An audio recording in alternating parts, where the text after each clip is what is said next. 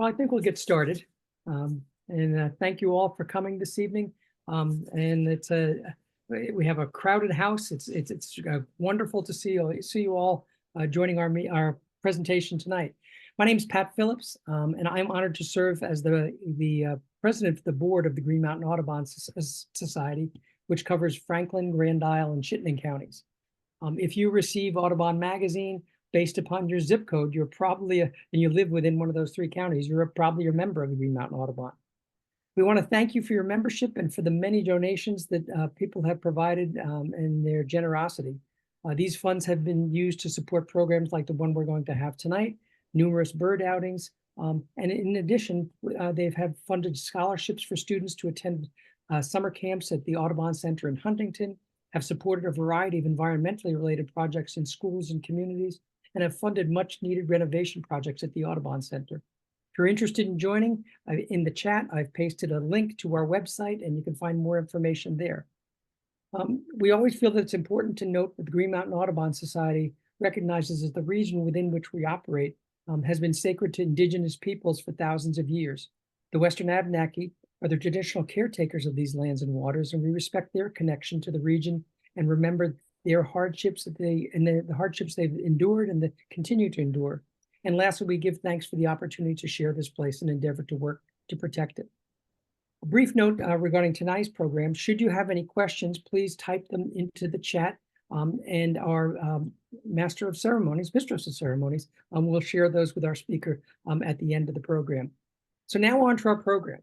And at this point, I want to introduce our MC for this evening, ornithologist Dr. Ingrid Barcelow, and she's going to introduce our speaker, and then we'll take your questions. And so, Ingrid, it's all over you. Thank you, Pat. Good evening, everybody. So tonight, I have the honor to introduce Eric Hanson, who comes from the Vermont Center for Ecostudies tonight to talk to us. Eric is going to talk about the program that the Vermont Center for Ecostudies runs, where he's a biologist, and he's going to discuss the amazing recovery of the loons that have had in Vermont over the past 30 years. We're going to learn about the threats that they face, the conservation actions that have brought them back. He is also going to explore the fascinating behaviors they have and their natural history, from territorial takeovers to visual and verbal communication. The program that Eric runs, the Vermont Loon Conservation Project, is a program of the Vermont Center for Ecostudies and the Vermont Fish and Wildlife Department. Now I'm going to talk a little bit about Eric. So since 1998, Eric has been the biologist for the Vermont Loon Conservation Project. He has conducted research on the Common Loon since 1992. His early work focused on banding loons to answer basic biological questions and assess toxicology concerns. Eric then received his master's degree at the University of Minnesota, setting up a volunteer-based monitoring program for Minnesota's 12,000 loons.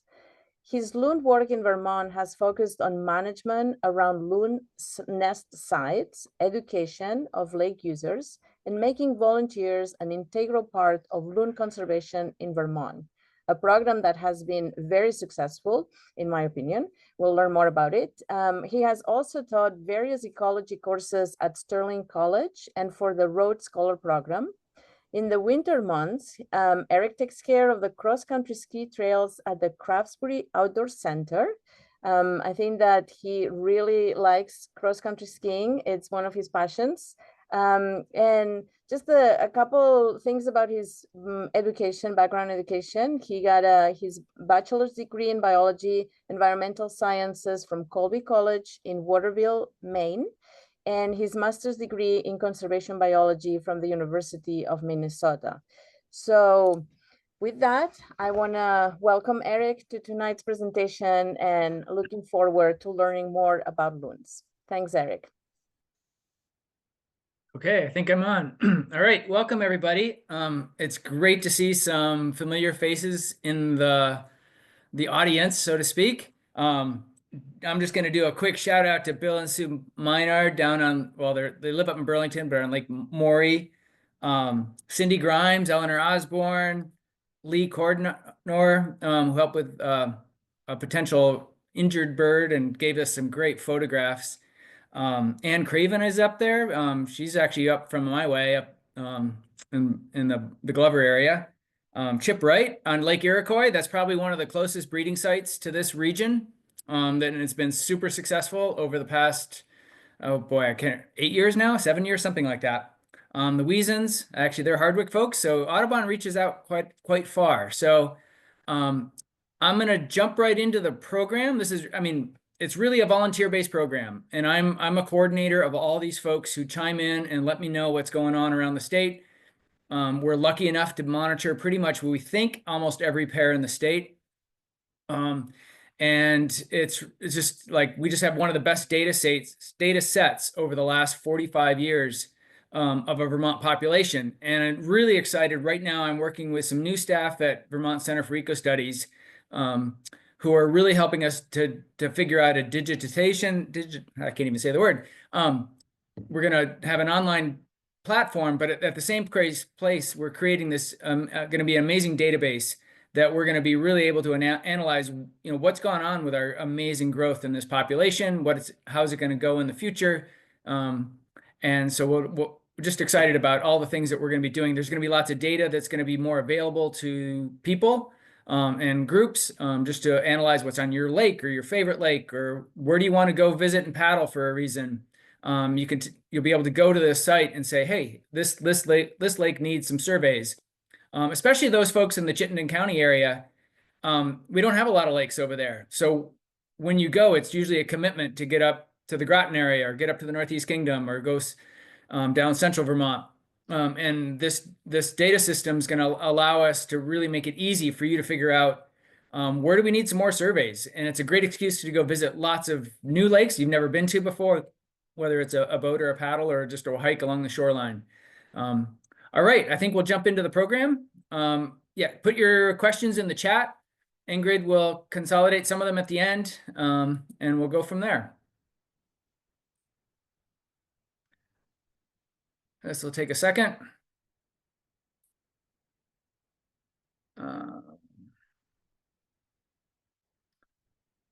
Okay, I think we're good. Ingrid, are we all set? Can everyone see that? Yes, we can see that. It's perfect. Okay, so VCE. When we started in sort of 2007, we branched off from Vermont Institute of Natural Science. We had 7 people on staff back in that year. We're now close to 20, if not even a little bit more. We've been super successful in expanding our projects and our programming. We have a large history in bird conservation and bird monitoring. And now in the last decade, picking up a lot of insect and plant work. It's the area that we've done, there's the least amount of data. So I'm sure many of you have heard about the bee and bumblebee projects, and 3 bumblebees that are now hopefully going to be listed, and try to figure out some conservation concerns or figure out conservation answers to them. Just so many great things in that Vermont Atlas of Life pool. And I encourage you to go to our website to take a look at more of that. Loons have been going on since 1978. That's when this program started. And we found there weren't many out there. But loons are just a charismatic species. You can really watch pretty much everything about them every daylight hour and not interfere with their life. And you're not too many other animals you can do that except for your cat and dog. And I just throw this title out there because there's so many fascinating aspects of their life. And we're going to go over a lot of these sibling rivalries where 2 chicks might go at it. I do touch on Mercury, so we'll get there. And I will touch on satellite tracking and migration. But there's something really special, especially to me in late April, early May, your first paddle, your first visit to a water body, and you hear a loon call from the end of the lake. You may not see it, but you hear it, and it's just something that calls out. When you watch the loons, there's a lot of very obvious behaviors. So courtship, 2 birds going around, checking out the territories in May, setting up nest sites, taking care of their chicks. But then a lot of times you get out there and you see some behaviors that are a little odd, like two birds swimming around with their bills down. That's not necessarily normal, or you don't see it very often. That could be a pair in courtship. It could also be an intruder loon. They have some overlap in their behavior. Or there's a lake that normally has a pair, and then you all of a sudden have 4 loons. Who are those other 2? What are they doing? Why are they there? Where are they spending their time? What are they doing with the pair? How are they interacting? Or this loon that's right next to the dock, right next to these people, sort of like, hey, what you doing up there? My guess is that bird has been involved in a territorial fight, or at least dispute, and it's trying to avoid dealing with another loon. It could care less about people in that situation. So we'll go over the sort of summering, or the entire lifespan of the loon, some of the conservation stuff we're doing about them, or working around them, and then I'll get on to some of the future questions that we have and concerns, as well as some rescue stories at the very end. So we do partner with Vermont Fish and Wildlife Department. I think they're really supportive. We get a small amount of money from them every year, and they want to keep doing that because loons get a lot of phone calls and a lot of emails, and they can forward all those to me. So my kitchen table is where I do my work. And what I do is all that group on the right is just coordinating all of those things. So the big one is volunteers. We have over 350 volunteers, maybe 100 who are super active, another 250 that are just occasional. And that's a neat thing about this project. You can do as much or as little as you'd like. We work with hydroelectric companies to help try to prevent flooding of nests. We work with Tufts University, VINS, and LPC, and some others on mortality. University of New Hampshire now doing a lot of helping out with that. So lots and lots of different players. Most of our funding comes from individual donors, so we are always looking for support. It's hard to fund long-term monitoring projects. So if you have the means or know people who have an interest in loons and are looking to support something, we really could use the help. Almost all the photographs are from folks in the state who just send me photographs. This is just a partial list, and it's just really fun. So this is an Eleanor Osborne shot from a raft up on Forest Lake. She took this almost 20 years ago when she got an article in Vermont Life magazine. Eleanor lives down the road from me. So lots of things facing loons. Shoreline development, loss of habitat, loss of nesting sites, fishing gear, predation of nests, and flooding of nests, and then just people on our lakes. We don't have that many lakes compared to Maine and Minnesota and Canada, and we're out there using them, and that loons and people kind of our activities overlap in where they live. And back in 1983, loons were in trouble. There were a lot of empty lakes. Here's where there were 7 nesting pairs that year. So Thurman Dix Reservoir, trying to think what, Peachum Pond maybe, East Long Pond, Green River Reservoir. Those are some of the ones where they were nesting. Only 29 adults counted on the survey that year. Not all lakes were surveyed, so I'm sure there were slightly more than that, but there weren't a lot more. Our program, we're focused on the monitoring of all these pairs. We do an annual count in July, the 3rd Saturday of July, trying to get an estimate of the population. Management, so trying to prevent flooding with rafts, trying to prevent conflict with shoreline use, rafts, signage, lots of education. The volunteers become educators, and I think that's one of my proudest moments is like getting people involved where they kind of like take the lead on their lakes and their lake associations. We'll rescue birds. We just had a one a few weeks ago in Berlin. I'll share some photos at the very end. And then we're getting back into research, trying to do a little bit more with toxicology and parasites and other things like that through banding and blood samples and all of our necropsies. And what's great is volunteers can participate in almost all of this. So in the spring, mid-April, ice opens up, they show up. They're coming back to set up their territories. They often show up within hours to a day or two of ice opening. So a lake like in the lower right, that's probably like a 400, 500, 600 acre lake. You could probably get a territory in the north. You could get one in the south here. And if there's more water off to the right, you could get a 3rd territory. They're very visually oriented. 100 acres plus or minus is pretty typical for a territory, maybe 150. and they'll defend that entire area as much as they can.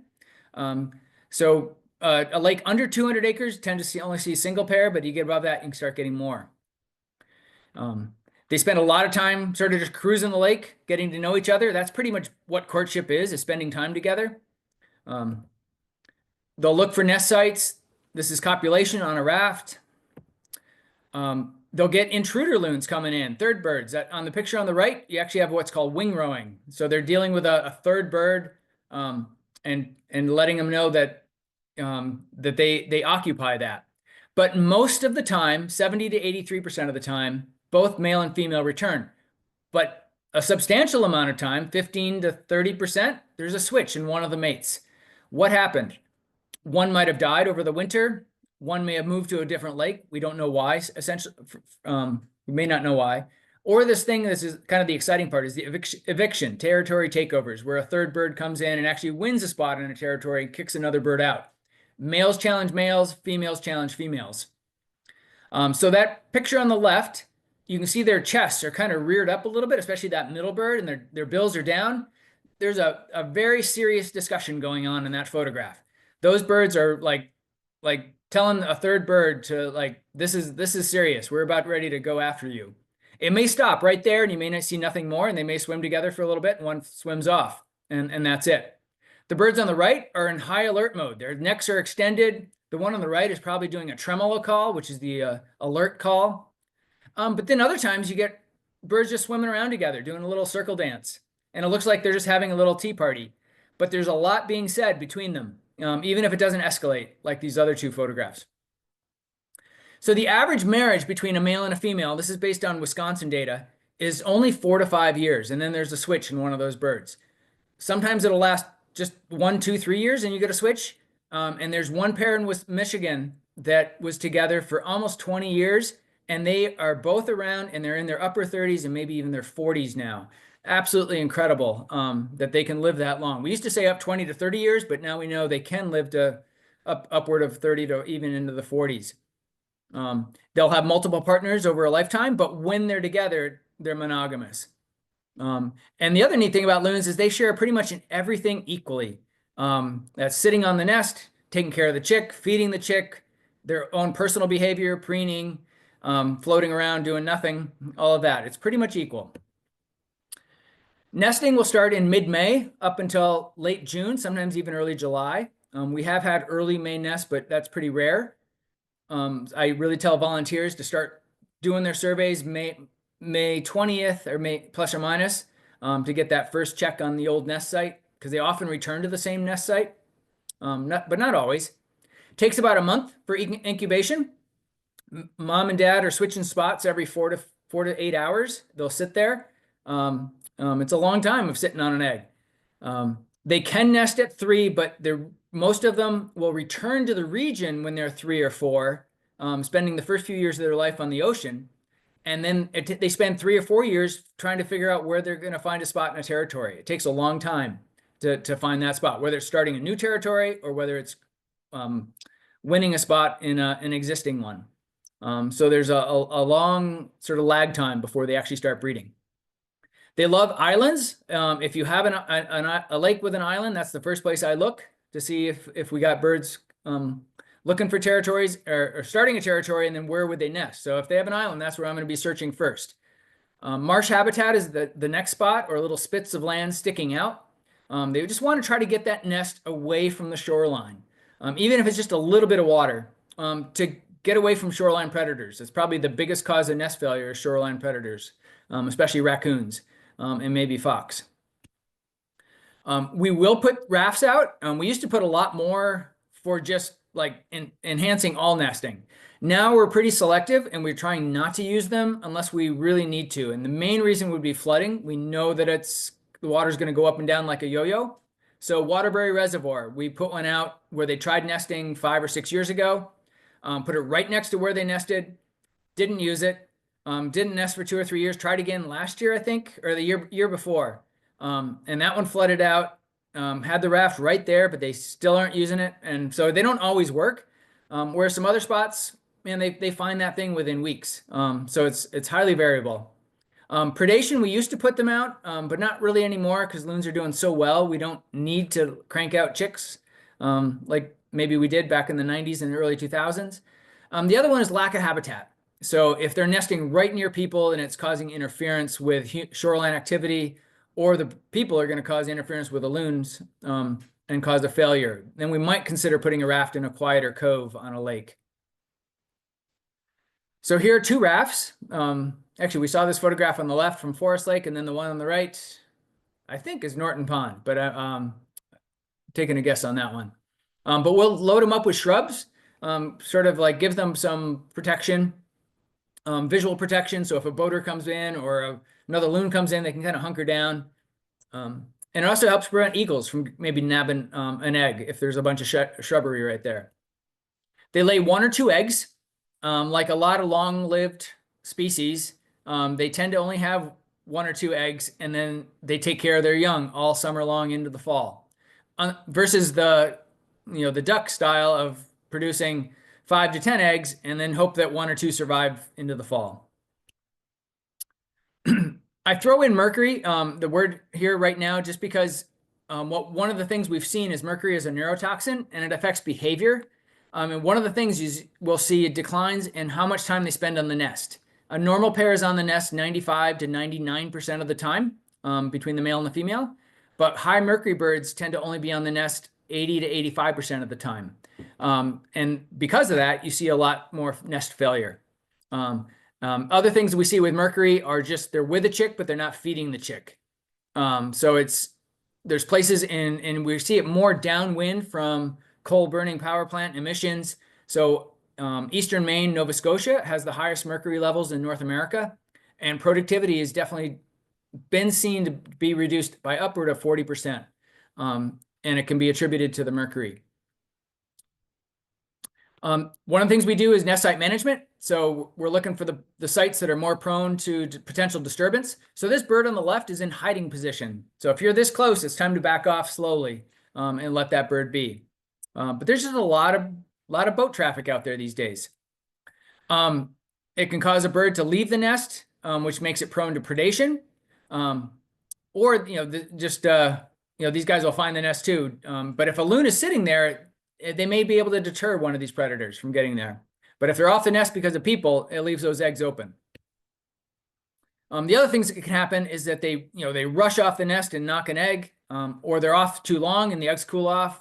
Or if they're disturbed too often on a Saturday, on Memorial Day weekend, they might just give up and abandon the nest. So we will put signs out. We probably overuse signs in Vermont, but they do work. They provide an educational tool. They provide people a reason to point out to people who are maybe getting a little too close to say, hey, can you respect those signs? But we don't put them everywhere. And we're trying not to use them where we don't really, maybe they can get by without them. They can handle an occasional disturbance. They'll get off the nest. Boater goes away. They go right back to the nest within 10, 15, 20 minutes. So it's not a big deal to have a few disturbances. It's when it happens potentially a lot. It's also a great way for volunteers to take charge and help out on their lakes. Dealing with birds that nest in new locations is a big part of my job for new pairs. So we have a bird behind that sign on the right sitting on shore. And if you look behind that 15 feet, there's a cabin. And so I work with those landowners when the birds do nest there to see if it's going to work out or not. It doesn't always, but sometimes we can just let the people know when they're going to be back, when they're going to be off that nest. So chick rearing, this is the early stages, the 1 and 2 week old chicks, definitely the cute and fluffy stage. Mom and dad are both attending to the chick, back riding like the one on the lower left. It's just definitely an amazing sight to see if you can get, you're 100, 200, 300 feet away from these with binoculars and watching this type of thing. Because you can, you just can become so involved and so attached to these little guys because they are pretty amazing to watch. But it's also the most vulnerable time for those little guys, whether it's eagles, big fish, snapping turtles. Those are probably the main predators, and even bad weather. So a hailstorm, big high winds. The loons, the feathers on those chicks aren't super waterproof compared to the adults. And so if they get disturbed, it can kind of be the end of that bird. They'll grow up, they'll get into their more adolescent stage, which isn't quite so cute and fluffy, kind of the awkward stage. But look at the foot on the bird on the upper right. That's probably about a 4-week-old chick. We could actually put a band for an adult on that leg. The diameter, it's not actually a circle, it's more of an oblong shape from a physiology standpoint for paddling and pushing. All that growth is going into the leg. It's a little shorter than an adult leg, and the webbed foot is slightly smaller, but not a lot at that age. It's incredible to see. And they need to be able to start, cruising around, avoiding other loons, avoiding predators, and keeping up with mom and dad, and then start catching their own fish. But they're going to keep feeding all the way until they're older. And then they're going to start growing in their flight feathers when they get to about 6-7 weeks of age, which is the lower right. You see those little smooth feathers right behind the head? That's the beginning of the flight feathers, and the gray fluff is the molt before. Disturbance is always kind of a concern when people come in and usually it's people trying to get too close for a photograph, or they just want a really good look. We've never really documented mortality because of people doing that, but it definitely disturbs the family. You'll hear tremolo calls. They'll be swimming away from you all the time. It's just a sign that you're too close, and just let them come to you if you're lucky. Otherwise, use binoculars and watch from a distance. Loons are becoming very habituated, especially on some ponds where there's lots of boat traffic, and sometimes they'll come right up to you and they could care less. But it's a good sign to stay calm and just kind of paddle slowly or boat slowly. I don't think my audio is working for the calls. So the yodel call is the male call, and that's a picture of a male doing a yodel, and it's a territorial call telling mainly other loons to go away. But they'll do that to eagles, float planes, definitely when people come too close. But it's a high aggression call. And that's sort of a big crescendo and repeat syllables. The whale call is often called the wolf call. It's sort of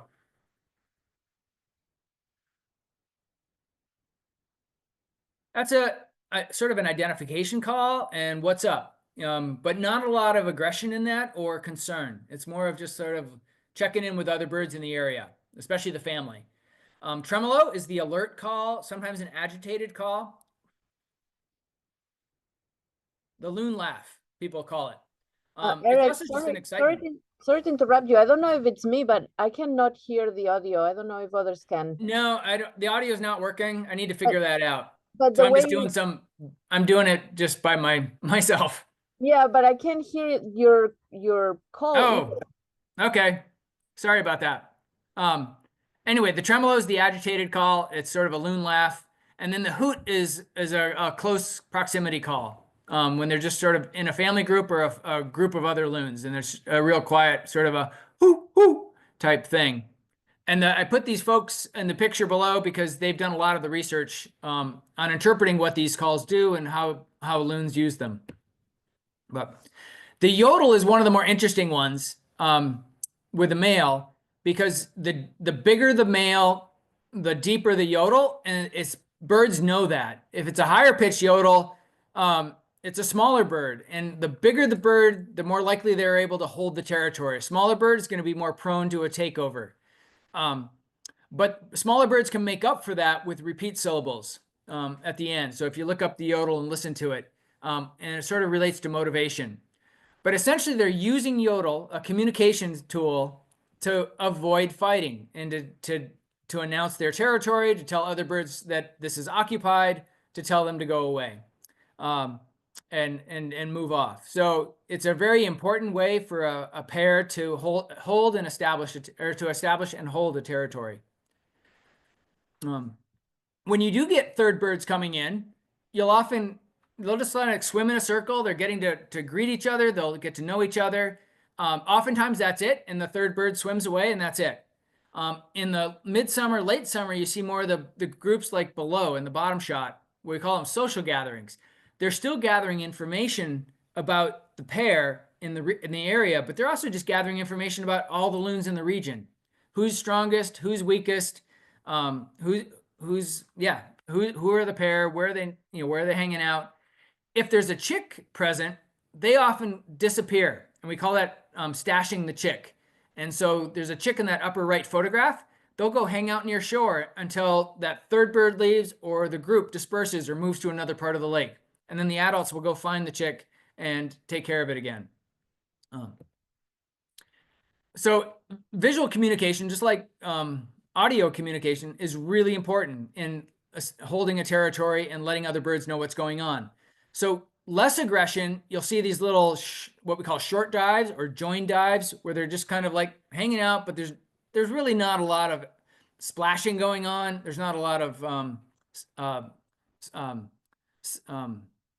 big movements. It's more subtle, but it can start escalating when they do bigger splash dives or chest rising, head rising, or it gets really escalated like the lower photograph. That's actually a bird in what we call the penguin dance, and it's churning the water, and that's a really angry bird, letting another bird. So there's probably a male and female territory holders plus a third bird in that territory, and the male's really getting upset and telling that bird to go away.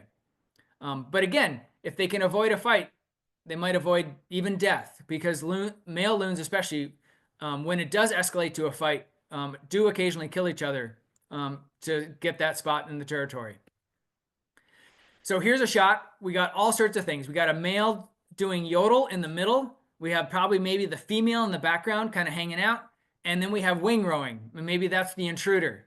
All going on in the same photograph. This is from Lorna Kane Roloff, who unfortunately passed away this summer, up on Long Pond in Westmore. She was an amazing photographer. We just watch these birds forever and just catch these moments. I just love that photograph. Some other things that loons are doing all the time is maintenance behavior, preening. So they're having to zip up those feathers and maintain that waterproofness. So wing flaps are part of that. Putting their bill through their feathers. There's an oil gland in the back. They'll spread some of that oil, powdery substance to help maintain the waterproofness. And then the bird on the upper right actually has a band of a combination on it, blue over a silver. More or less common is this thing we call bathing, or I've labeled it extreme preening, because birds go ballistic in the water. They're thrashing the water. It's my most common phone call. People are sure that the bird is caught up in fishing line and they're trying to get it off, because they're just like, they might work one wing, flapping it over and over again. They're dunking themselves. They might work one side of their body with their bill over and over again. And the bird on that upper left actually is doing a rollover upside down in the water. It's really cool to watch, as long as you know that it's not a threat or something's not wrong with the bird. It's just flushing their feathers of mites and dirt.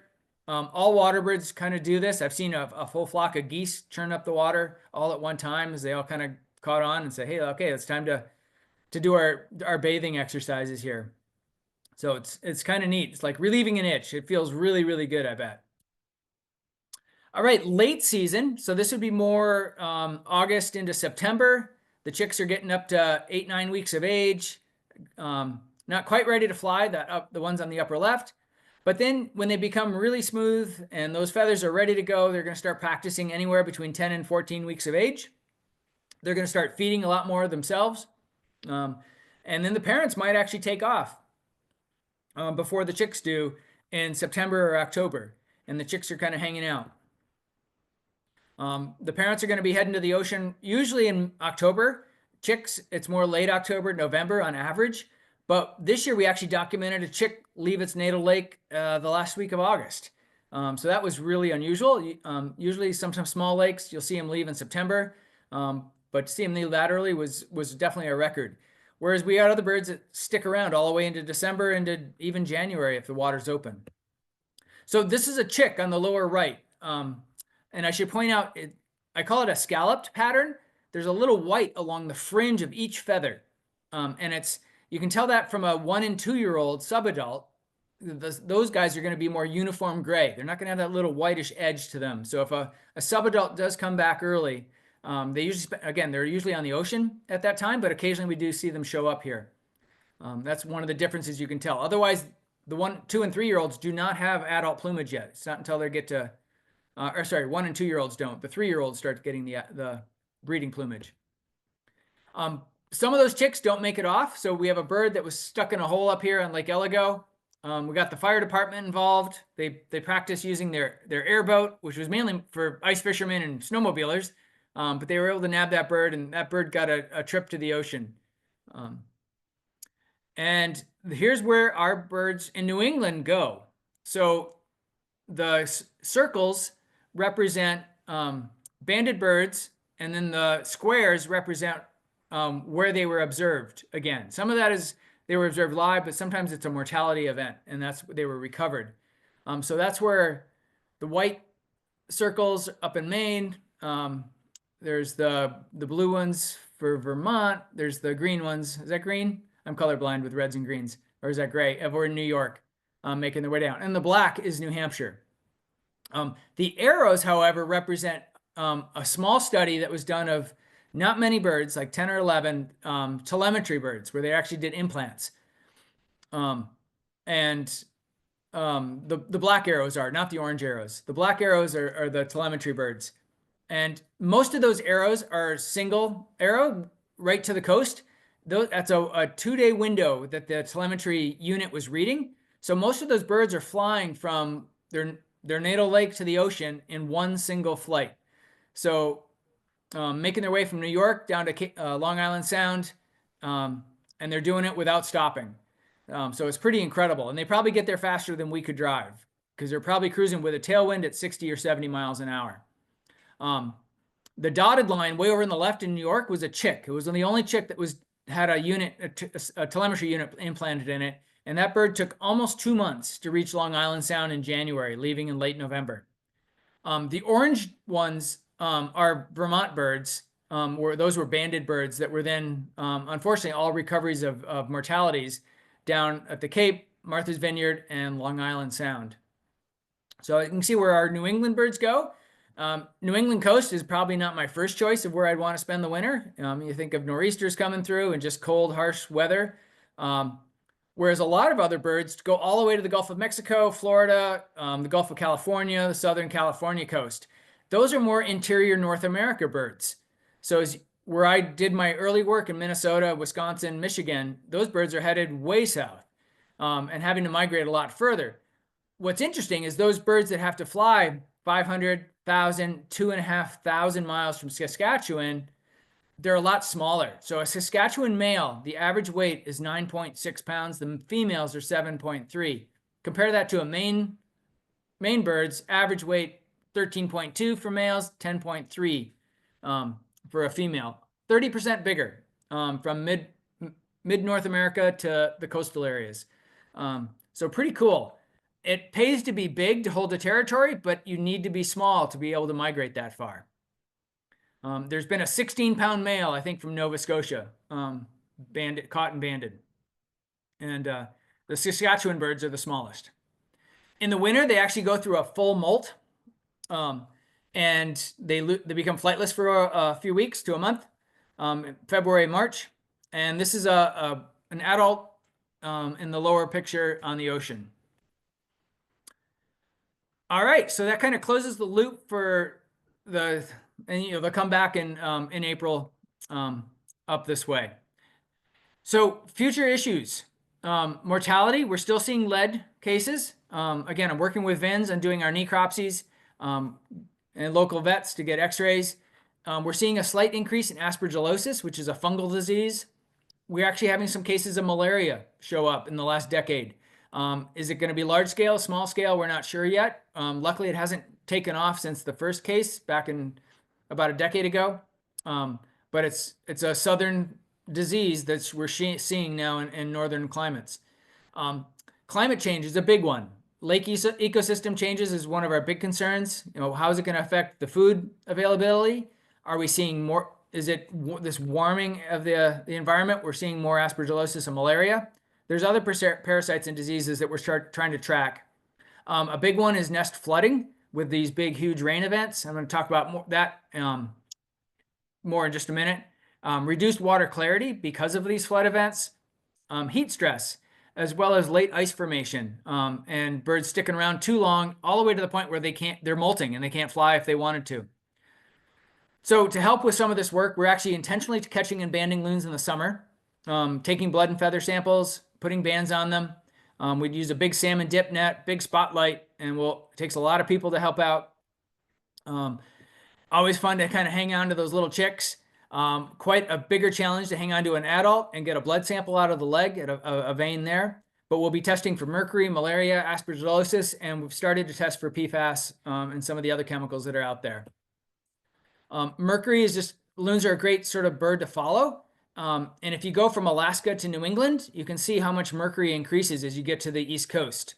Quite a bit, 2 parts per million. And you're starting to get to a range where you get over 2 to 3, you're going to start seeing behavioral effects.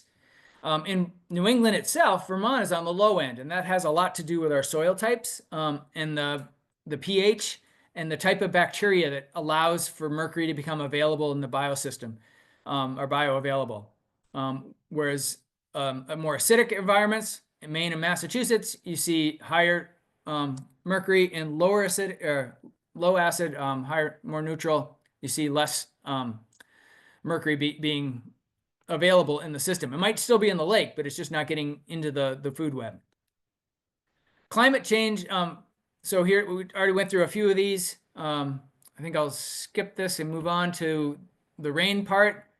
You know, for loons, rain's not a big deal for the individual bird. I mean, they're in the water all the time. They could be in downpour rain and it doesn't matter at all. But for a nest, it does matter. So here's 2 nests that are actually 3 nests that are all very vulnerable. They're on sort of sandbar, shallow climb, 2 to 3, 4 inches off the water line. Doesn't take much to cause a flooding of a nest in this situation. And you can see those eggs pretty much in the water in that lower right shot. 2019, we had a record 13 flooded nests in Vermont, but then we had 3 years of drought, and we only had 1 flooded nest in all 3 years. It was the lowest I've ever seen. But then remember 2023, the first big flood event that we had. It happened July 10th and 11th. We lost 6 of the 8 natural nests that were out there. If that had happened in late June, mid-June, we probably would have lost 40 or more nests because of that flood event. Last year, 2024, we had 2 big rains, one in June, one in July 10 again, and we had more flooded nests, 12. Occasionally, you get a bird that's way up out of the water. This is the most unusual nest site in Vermont as far as elevation. I mean, this is a 10-foot climb from the water horizontally to get up to this nest site above this cedar tree. Absolutely incredible site. And I can't believe the birds keep going back to it. But they'll make that trek right up there. It's on an island, so they're probably less worried about predators. You know, they have moderate success at this site, but it's definitely hard to get to because loons can't walk. They have to kind of shuffle on their bellies. This guy could handle any flooding event, most likely. The other part is rafts. You know, they actually do play a role in these flooding events. Almost all of them are not affected at all by a flooding event. So here's some raft sites. Heat stress. When water gets, when we get those big 90-degree, 85-degree days, loons are getting in the water a lot more off the nest to cool off. They have to pant like a dog to stay cool, and they start leaving the nest a lot more above 75 degrees. So is that going to cause problems with the egg? In some cases, yes. In other cases, no. It's a really hard thing to document, but we're trying to work with all the New England groups to see if it's becoming an issue or not. We're possibly seeing more parasites and insects that are affecting loons. Some are going to be detrimental. Others are just seeing an increase, but not really detrimental. So again, we're monitoring this through mortality events and also through our blood and feather samples. This late ice formation. So the ice forming later, they get stuck on a lake. This just got written up in Northern Woodlands magazine in the winter edition. This rescue attempt on Lake Champlain back in 2016, where we had 9 loons in this hole that was in February, late February. Some of these birds could fly, some of them couldn't. But we were able to rescue most of them. The other thing is with rainfall events is turbidity. And this is, to me, one of the most concerning ones. In Wisconsin, they've had a 20-year decline in productivity. And this is just based on very detailed studies by a guy named Walter Piper and the Wisconsin DNR. And the chicks that are actually reaching 5 weeks of age has fallen quite a bit. They're not seeing a change in the nesting attempts or the hatch rate. It's the chick mortality midsummer, late summer. And what's highly correlated with water turbidity. And that turbidity is highly increased, related to increased rainfall events. And the males are losing weight, the chicks are losing weight, less so with the female, but the end result is lower chick survivorship, few young adults returning into that adult breeding cohort. So we might be losing, the number of adults that are going to be able to breed in the future. It's a long-term process. We'll see what happens. We haven't actually documented any decreases in New England, but we are seeing some of the immediate effects just from watching it, where we're seeing decreases in that being able to see clearly through the water. But it just makes more things going on in our lakes and makes our lakes less healthy for everything, not just loons, but loons are one of the things we can watch very closely. But more algae, more phytoplankton, more suspended matter, more phosphorus and nitrogen, all of those things because of these rainfall events. And here's an example of Lake Rescue. They had their first and only chick back in 2023. That flood hit.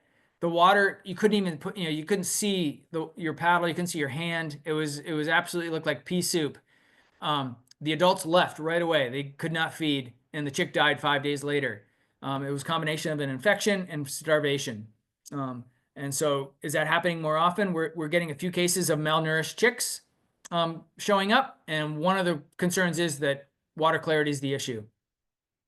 So what do you do about that? Well, homeowners can just help by making their shorelines, a little more resilient and, make it so erosion is not going to be as big an issue, letting it grow wild, having buffer areas, things like that.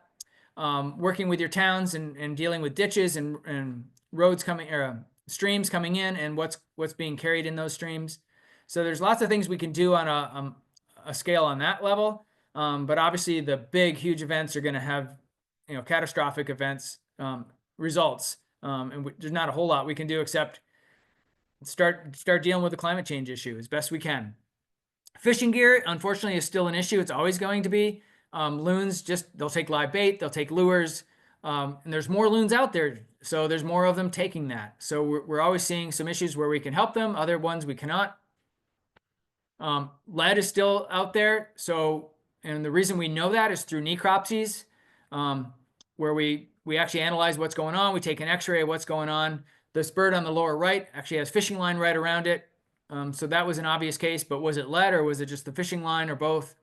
But here's an example, a bird that was lethargic, beaching itself, just looking, not healthy in that upper right, found dead, ended up being lead. Lead just causes this sort of, state of torpor where they're just not doing much. And then eventually they'll die from that. And we'll get an x-ray, we can see it in there, but then we open it up, we can test for it. One of the things we're doing is we have over 30 stations around the state now for people to deposit their lead. Obviously 1/2 ounce or less is what's illegal in Vermont. 1/2 ounce and bigger is still legal, but we're just trying to provide an easy place for people to put their lead. So these are, I think Lake Iroquois has one of these tubes where you could deposit your lead. And I'm sure it's a lot of people just haven't gotten it out of their fishing tackle boxes. So we're just trying to make it as easy as possible. This is my coworker Eloise Gerard on the right. And a high school student, Ava Purdy, who is now a first year at Middlebury, who's interned with us the last 2 years. Here was an interesting case that some of you may have read about in Vermont Digger last summer, or a year and a half ago. It was a bird I banded my first year on the job in 1998. You can see it coming off the nest with 2 eggs behind it and its mate. That was, again, 1998. So 2023, it was found dead. We took an x-ray. We could see a white object in the x-ray, which made me think that it could have been lead. It ends up, that was a non-lead material in there. It was not lead that killed this bird. It was a boat hit. And we could tell by the contusions on the body, unfortunately. And I let the lead veterinarian, Mark Pokris, do this one because he's so good. He's seen over 2,000 dead birds in his life, and just knows what kills loons. He's the expert. And it was really sad. And you can see how big this guy was. He's held his territory since 1998. May have disappeared for a few years and then got his territory back. But this was a big, big male. But sometimes we are successful in helping birds. So here's a bird caught in fishing line. It actually was raising its chick. It nested, we were able to go in and capture it, release, cut that all off. Here, the three of us to remove that fishing gear off the bill. And then we were able to let them all go, and they were okay. And we put bands on that it was a female that was all caught up in the fishing line. So occasionally we do have some happy ends from these situations. Here was a bird that got caught up in a treble hook, fishing gear on its webbed feet.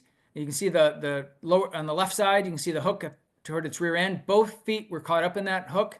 There was a vet in Maine who had done surgery and worked with webbed feet and cauterized it, and there was a lot of sort of decay material in the webbed feet, so they had to remove all that. But the bird behaved almost 100% in the ponds, and they were able to release that bird on the ocean, and hopefully it's just living its life on the ocean. Even if it can't maybe swim 100%, maybe it's 80% or 90%. Maybe that's enough. We're hopeful. We worked with a group called Avian Haven on this rescue.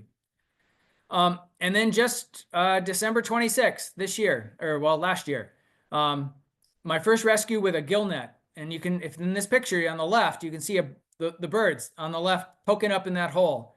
We have the gill net over the water, and we eventually got that net so it was dipping down into the water, and that bird just kind of kept popping up and down. We weren't sure if it was going to work or not, because it was just kept avoiding the net. I could see the net, so that means the bird could see the net. But eventually, it caught the net, and I was able to pull it out, upper left picture, bring it to me to safe ice. And then Eloise was able to handle the bird and get it into the container. And we were able to bring that to Lake Champlain and release it. So this was a chick of the year from Berlin Pond. They hadn't had a chick for several years, so it was pretty exciting that we were able to get this bird off successfully. Unfortunately, it's like, why didn't it leave? You know, it had plenty of food, and they don't know it. They got to learn on their own. Parents don't leave them a detailed map or tell them when to go. It's all genetic and trying to figure that out. Once they do figure it out, it's good, but it can take a while for some of the chicks. They don't get it right away. So always fun to have a success. Not all of them are successful, these rescues, but in this case, it worked. We learned a lot. So in wrapping up, loon habitat and human recreational habitat almost entirely overlap. And that's why we're always going to hopefully have a project that can deal with that, work with landowners, work with boaters, educate, and just figure out how to have loons and people coexist. And we can do it. We've shown it works. And this graph shows it extremely well. 83, 7 nests. 2005, 52 nests. Last year, 123 nests. I'm actually hoping that number starts to plateau. We're reaching, I wouldn't say what's called saturation, but most of our ponds, 100 acres and above, even 50 acres and above, now have loon activity or even pairs on them. So we're starting to see the chick numbers level out, that yellow line, but we're still seeing a growth in the number of nest attempts. So for Vermont and actually all of New England, we're seeing a great recovery and growth throughout the last 20 years. Unlike Wisconsin, where we have some big concerns. So we're going to be watching for that here in New England. And to me, one of the biggest neat things is seeing loons nesting outside the north central, northeastern parts. So we now have them on all the lakes in central Vermont, southern Vermont, and even in western Vermont, we're starting to see more. So Lake Iroquois is the closest. We got some up on Fairfield Pond, Metcalf Pond. Still have yet to document any nesting on Lake Champlain. We don't spend a lot of time out there, so it would be kind of a random shot that we'd catch that. I did spend 3 weeks out there in 2002 trying to figure out what was going on loon-wise. But it's a great spot for young adults and sub-adults, the 1 and 2 year olds, hanging out over the entire summer. So you'll still see lots of loons out there, and especially in migration as well. And last year we counted, actually, I don't think this is quite right. I need to update that number.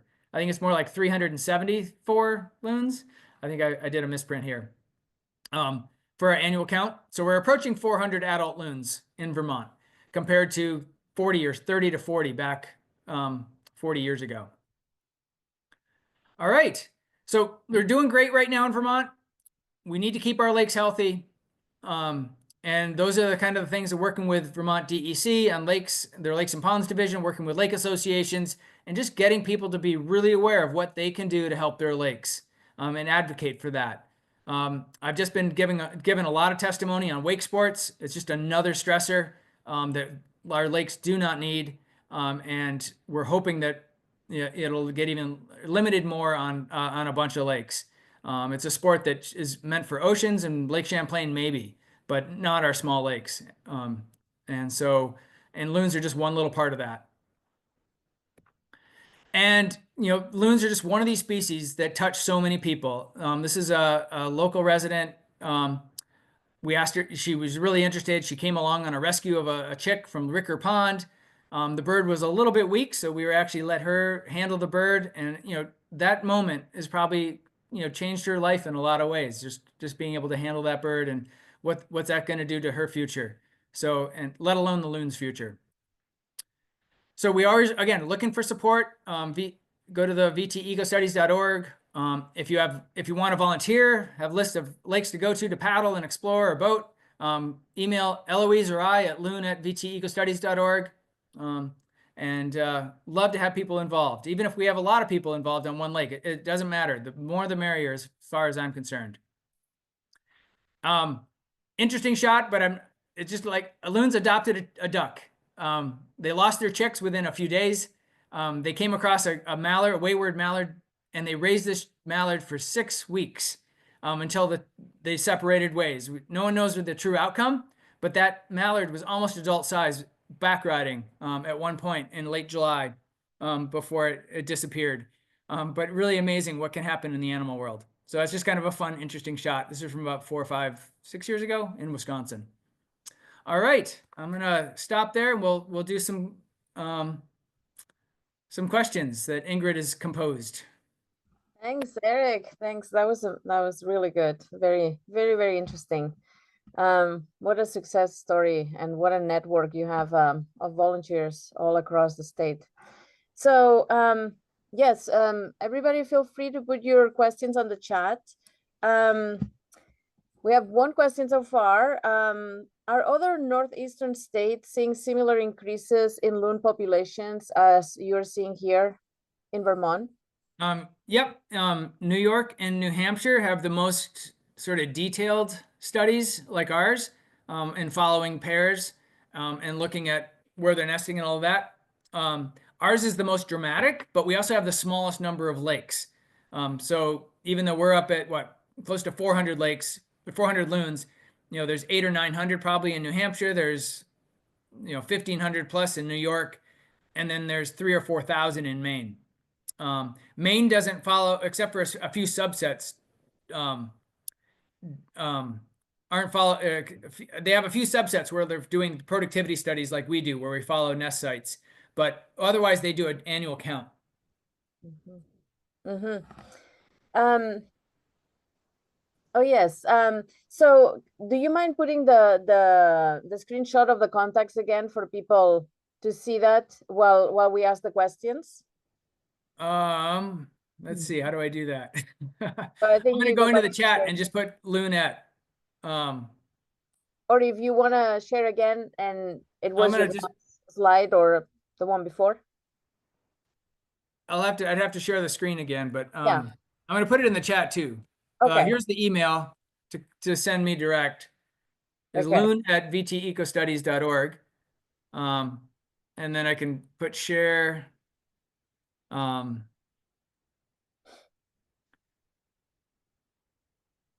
Let's see, let's scroll down.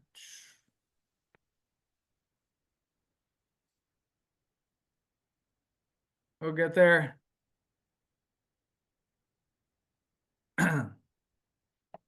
Okay, can you see that? Yes. Excellent. Another question there for you, Eric. What is the difference between a nesting pair and a territorial pair?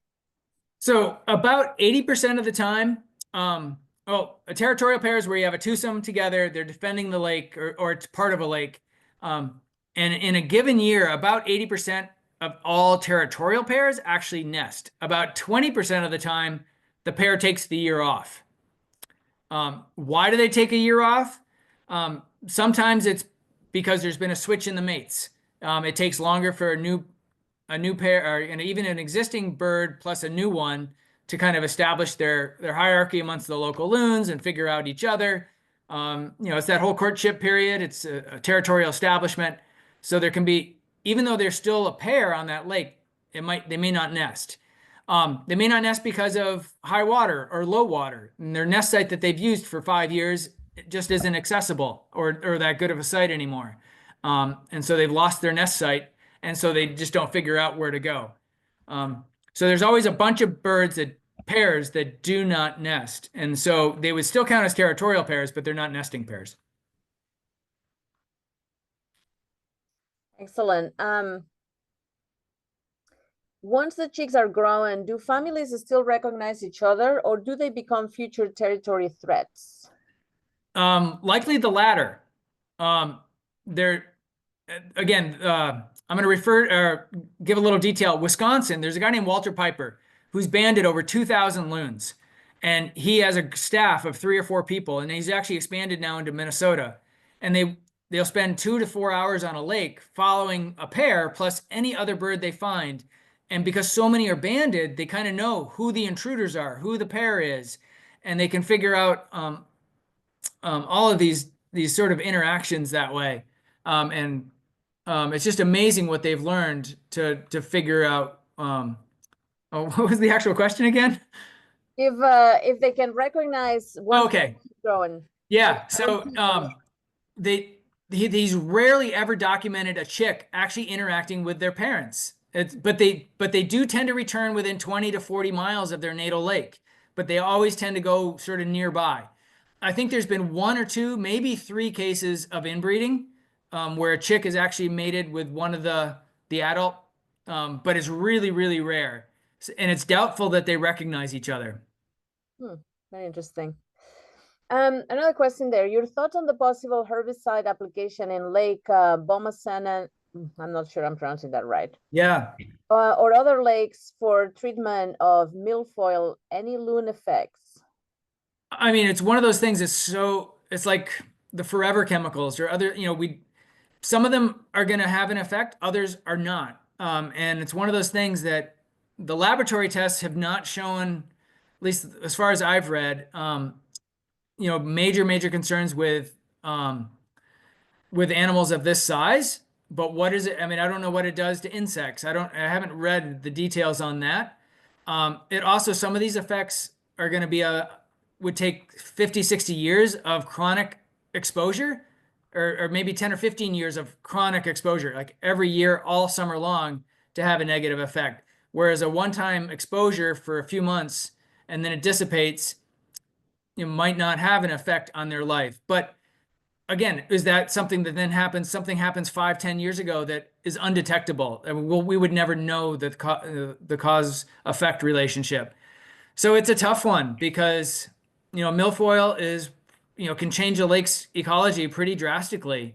And so is it worth the short-term gains when we have some unknowns in the future, or is it not? And so far, a lot of those unknowns in the future haven't shown themselves to be major issues. But again, I'm speaking a little, I don't know for sure. It'd be, I'm hoping that the biologists who are working on that are really kind of like looking ahead at some of that. But, humans aren't so smart sometimes. So. Yeah. There was one picture of a loon rescue that was at night. Was there a specific reason for this versus during the daytime? Yeah. So to try to chase a loon down in the daytime, I mean, they see you coming, they dive, they show up 30 feet away, 100 feet away. You're never going to get close. If you come in with a spotlight and you blind them, like looking into the headlight of a car, you can't see the car. They can't see us in the boat. And if we're lucky, we can get within 10 feet of them, put our net in the water, and be able to grab them. It doesn't always work that way for a rescue. But when we intentionally go out with a 4-week chick and their parents, we'll actually imitate an adult loon with a little hoots or little calls, and they think we're a third loon behind that light, and they want to stay with their chick and defend it. And so we're able to sneak up to them, get the net in and grab them, handle them, get the bands, take blood and feather samples, and then release them all together 20, 30 minutes later. And so that's the spotlighting has been key to allow us to get close enough. Mhm. Great. The patterns on the loon's feathers are so beautiful and unique. What purpose or advantage do they provide the loon?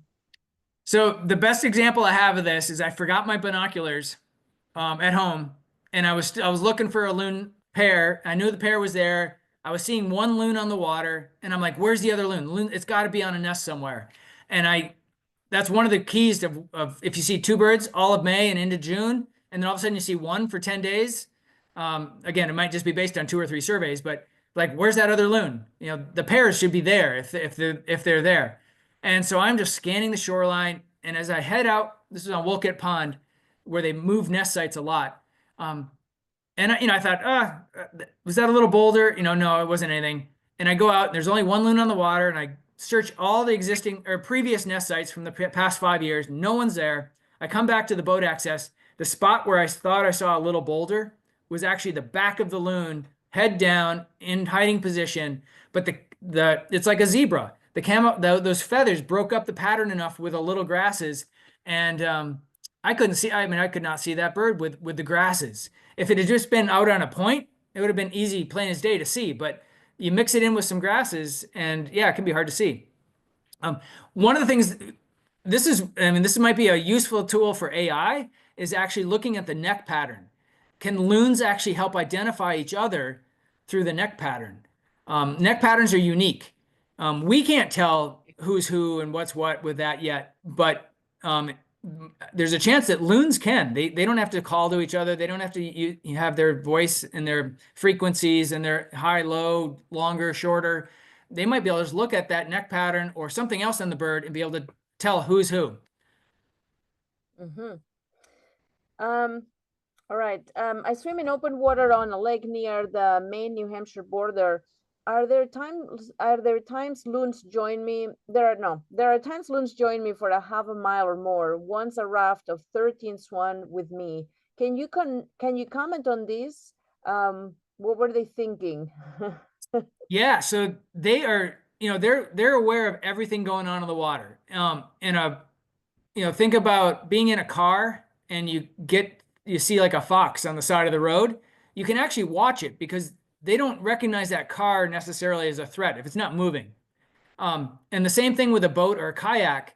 That's not like a instinctual predator, but a person swimming with arms and legs and feet, and yours now something that they're concerned about, or at least they're going to check you out to see, are you a threat or are you not a threat? So I wouldn't start splashing the water too vigorously when you're near a bird while you're swimming, because they will get agitated from that. Whereas they're mainly just checking you out. And most times, I mean, I would say 99.9% of the time, they're going to just sort of like check you out and leave you alone. I know of 3 cases now where loons have poked somebody swimming. One is where they jumped in the water right next to a loon family, not realizing the loon family was there. The other was just the really kind of aggressive bird, who was known to like confront things. Even a quarter mile away, he would like swim to a boat, swim to a swimmer, and check you out. He was just super aggressive. And this was a volunteer up on Curtis Pond who got poked. But it wasn't bad. It wasn't bad. It was just like a little, she brags about it now. What is causing the decline in loon numbers in Wisconsin? Do you know? Yeah, so the actual numbers have not declined yet, but they're concerned about it. It's chick numbers, the ones surviving who have not, and now the future 4, 5, 6-year-olds coming back is the concern. Are there going to be fewer of the young adults returning? And it has to do with that water clarity, and they're not feeding enough themselves and not feeding the chicks enough because they can't see to catch fish. They need clear water to catch fish. And insects. And so with increased turbidity, they're just not being as efficient. And so the chicks are getting fed less, and that's leading to lower survivorship. Okay, there's a funny question there. On a spectacle pond, I saw a chick go up on the beach, turn around, defecate, then went back in the water. What was this all about? It's the $1 million question, $6 million question. Every year, or not every year, but there's a few birds that have been documented in Maine, New Hampshire, where people witness this, and it's the same bird doing it over and over, like the same lake, the same bird, probably. And so why are they doing it? It does definitely has nothing to, I mean, it can't be water quality. They don't know about that. We don't know what it is, why they would do that. Oftentimes it's an adult does it and the chick follows, but not necessarily. So yeah, go figure. They're just like, they want to keep their feces out of the water. That's good for them. Have you made recommendations to the DEC on their position on wakeboarding? Oh yeah. VCE, as an organization, we try to be very science-based and use that science to guide questions. And we've kind of avoided a lot of the political debate as far as like coming out with an opinion. We'll provide the data and let you figure it out. But there are now cases enough that we actually have a staff person who's working with legislators to get our data into legislators' hands and policymakers. And in this case, we're actually showing, there's going to be some negative effects because loons are nesting 2 to 8 inches off the water, and sites that are directly exposed to where those wake sports could go could easily be inundated with a 6 to 10 inch wave. And maybe the 500-foot rule would be adequate to dissipate before it hits a nest in most cases. But it's, to me, how do you know you're 500 feet and not 300 feet? A 300 foot, you're going to put a 10-inch wave on that nest site. And that definitely would have an effect, whether it's a raft or a shoreline. And so how do you enforce that? How do you keep people, so 1,000 feet would have been a whole lot better, because then, if you're 500 feet, you're too close. Whereas 750 feet, yeah, maybe that's the sort of the middle zone. But they went with a 500-foot rule, which is actually the most progressive, or most, I don't know, I would say progressive, but it's the most strict rule in North America. Other states are still 200 feet for these boats, which is absolutely ridiculous. And I have a personal friend, really good canoeists. They were out on Squam Lake last summer, and they got swamped. And it's like, whoa, these guys know how to paddle whitewater. They know how to deal with waves. And there was nothing they could do. They went right. They were done. They were over. And luckily they don't panic. But, if you're Lake Fairleigh with 4 kids camps on it, damn, that's it's scary what some of the effects on people could be, let alone wildlife. What's it going to be on social gatherings? These big groups of loons, and all of a sudden they're in like 4-foot wide waves. I'm not sure. It hasn't been studied enough. Wake sports are still pretty new. Yeah, not, it's at least our policymakers have taken a lead, at least being the most strict, but it's like, it's not a compromise. And in this type of situation, it's like you're dealing with just a few really extreme cases of water that are just not normal for a lake. Mm-hmm, mm-hmm. Well, I think that we're out of time. We actually went over time. Thank you for allowing that. It was so interesting that I didn't want to cut it too short. So Pat, do you want to come back and join us one more time? Yes, Eric, I want to say really thank you for a wonderful presentation. And, there were a couple of questions folks didn't get an opportunity to share, but is there a way in which folks could contact you if they have further inquiries about loons? Yeah, so if you go to that email, loon@vtecostudies.org, shoot me a note. I don't check it as much in the winter months because I'm working a ski job up at Craftsbury, but I do check it probably weekly. I'll eventually get to you. So I want to thank you for a wonderful presentation, and more than that, I really want to thank you for this really important work. And clearly, it's having a very positive impact on loon populations, and I'm sure everybody here greatly appreciates it. And I think, for me, it's like it's the people change. It's like people participating, people being part of it, and it's not just the loons that are benefiting from this. I mean, all these little stories that people hear about success. It's like gives us hope for other species and other projects, even if it takes longer. I mean, this one has been amazing to what's happened in 30 years. So it's just, it shows that with an effort, we can change lots of things and make things positive. Great. Well, again, thank you very much, and thank you all for joining us. I do want to remind folks that we do have another program coming up next month on managing grassland habitats for grassland birds that are really struggling. And then for those of you who are in the area of Green Mountain Audubon, we do have an outing planned on the 15th. So just have to go to greenmountainaudubon.org, and we have plenty of other opportunities and programs in the future. So again, thank you very much, Eric. Thank you very much, Ingrid. I hope you all have a great evening, and hope to see you again. Night now. Take care.